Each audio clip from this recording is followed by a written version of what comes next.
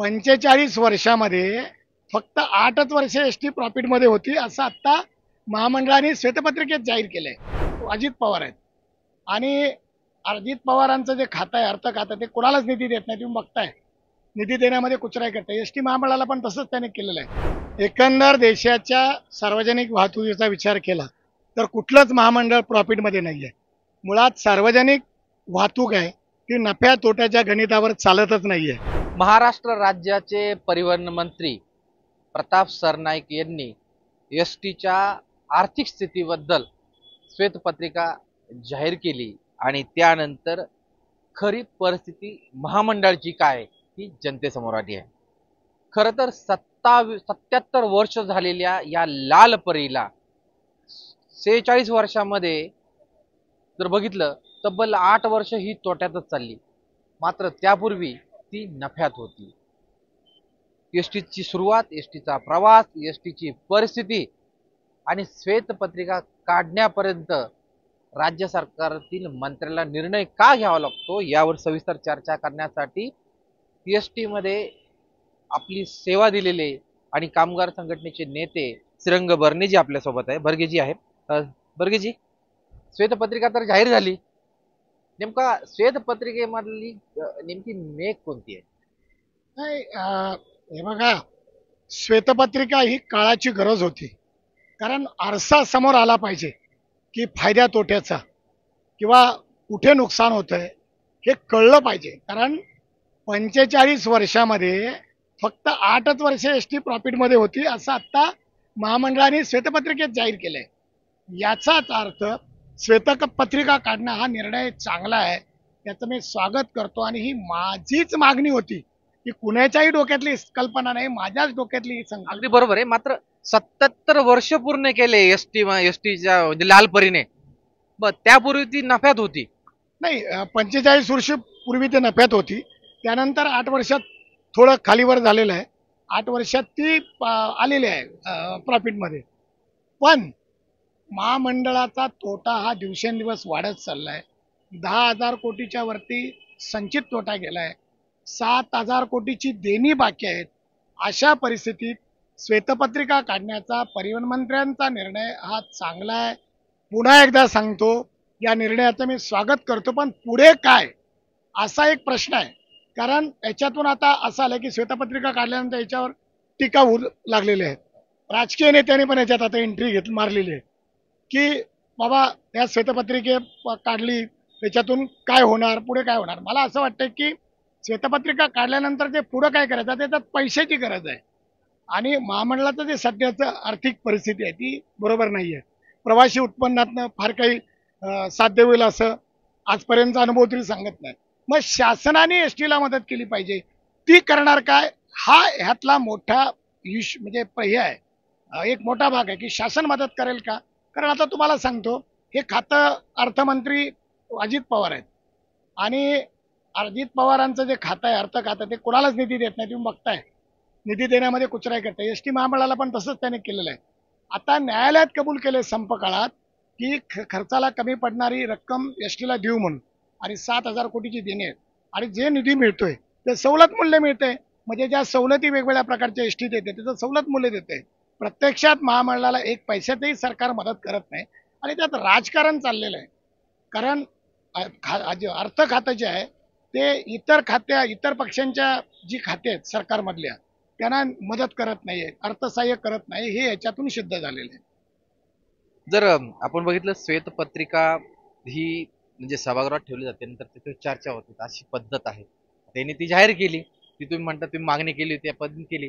मात्र ही कुठेतरी आपल्यावरचं घोंगडं झटकायचं या दृष्टिकोनातून जाहीर केली असं देखील आता विरोधक म्हणताय.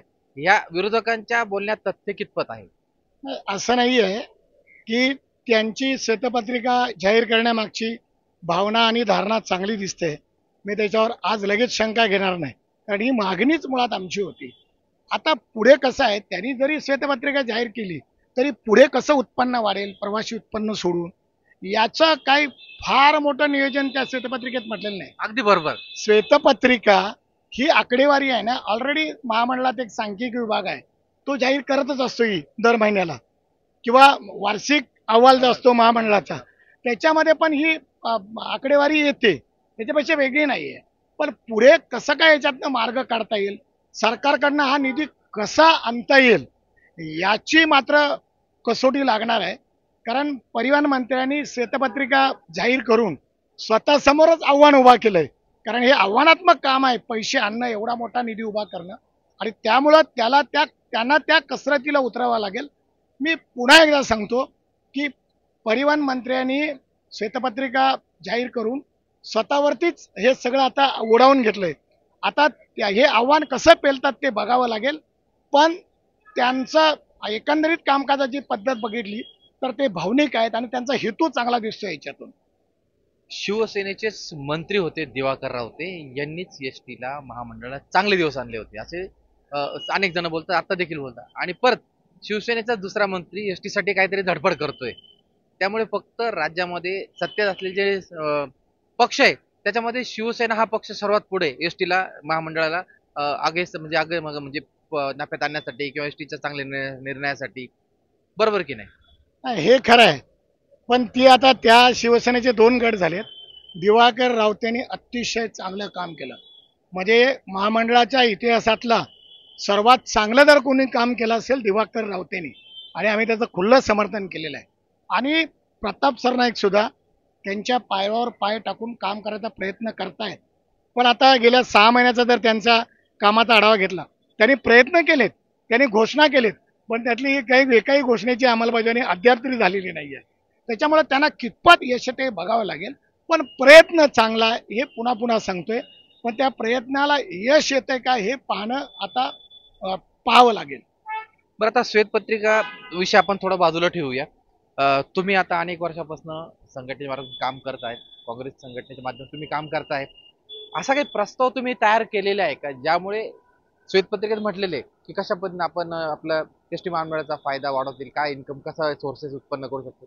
मात्र असं तुम्ही काही एखादा प्लॅन केला आहे की ज्या माध्यमातून एसटी खरोखर फायदा जाऊ शकते, असा काही प्रस्ताव तुमच्या मनात आहे करण्याचा भविष्यामध्ये, जो प्रस्ताव एसटी महामंडळासाठी फायदाच करू शकतो?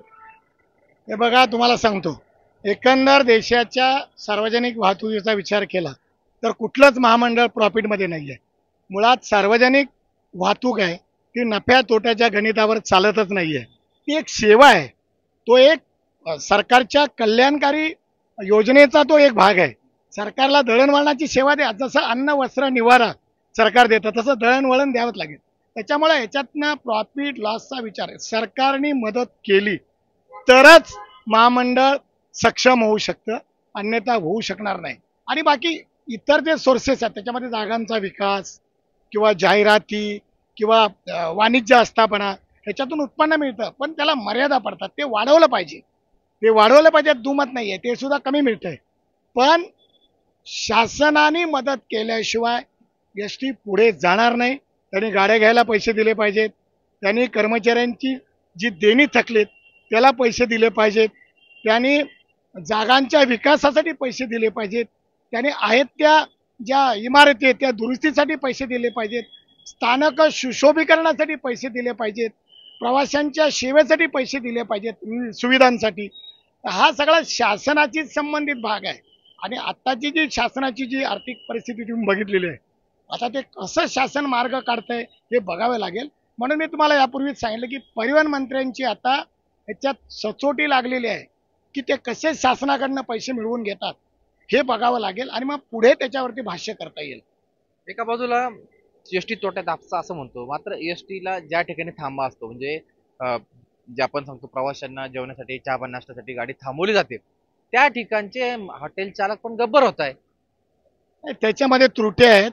ही जी हॉटेल जी एस टीने ठरवून दिलेली आहेत ते लोक प्रवाशांना ठरवून दिलेल्या आवाच्या सव्वा दराने वस्तू विकल्या जातात, चहा असो नाश्ता असो. आता मध्यंतरी चहाचा असो, नाश्त्याचा असो किंवा पाण्याच्या बाटलीचे रेट जे त्यांनी जास्त लावले होते हे तर दिसलेलंच आहे. त्याच्यात सुद्धा महामंडळाने आता परिपत्रक काढलं, प्रयत्न करतंय महामंडळ त्यात सुधारणा करायचा. पण त्याला आता कसं आहे, हे दिवसेंदिवस असंच चाललंय हे की प्रवाशांना लुटणं, रेट ठरवून दिलेल्या रेटपेक्षा जास्त रेट लावणं हे आहेच आहे. पण महामंडळ त्याच्यात प्रयत्न करतंय, जिथे प्रयत्न करते तिथे प्रयत्न करतंय महामंडळ, पण त्याच्यात अजून सुधारणा झाल्या पाहिजेत असं मला वाटतंय. धन्यवाद तुम्ही लेट्सअप सोबत संवाद साधल्याबद्दल. एसटी महामंडळाला नफ्यात आणण्यासाठी आपण आपल्यासारख्या सामान्य लोकांनी जर म्हणजे प्रदूषण टाळण्यासाठीच्या दृष्टिकोनाने जर विचार केला, तर एसटीतून जर प्रवास केला तर एसटीला देखील हातभार लागेल. आणि ज्या पद्धतीने एसटी महामंडळ जे तोट्यात सुरू आहे ते यातून कसं बाहेर काढता येईल यासाठी राज्याचे परिवहन मंत्री प्रताप सरनाईक प्रयत्न करत असल्याचा विश्वास बर्गे यांनी व्यक्त केला आहे. कॅमेरा पर्सन संदेशसह प्रशांत गोडसे, लेट्सअप मराठी, मुंबई. सोशल मीडियाच्या भाऊ गर्दीत विश्वासार्हतेने चकाकणारे नाव म्हणजे लेट्सअप मराठी. सगळ्यांना, सगळ्या नागरिकांना ती स्पीच, ती लेट्सअप वरील मुलाखती म्हणजे विचारांचा खजिना. त्यानंतरच्या निवडणुकीमध्ये मला सोडून गेले. बातम्या केवळ वस्तुस्थिती सांगणाऱ्या, न प्रोपगंडा, फक्त जनतेचा अजेंडा. क्योंकि आने वाला कल जाने वाला है, जाने वाला कल आने वाला है. राजकारण, मनोरंजन असो की क्रीडा क्षेत्र, महाराष्ट्राची स्पंदने संवेदनशीलतेने टिपणारे माध्यम म्हणजे लेट्सअप मराठी. जगासोबत एक पाऊल पुढे राहण्यासाठी लेट्सअपचे ॲप, सोशल मीडिया आणि वेबसाईट सोबत कनेक्टेड रहा.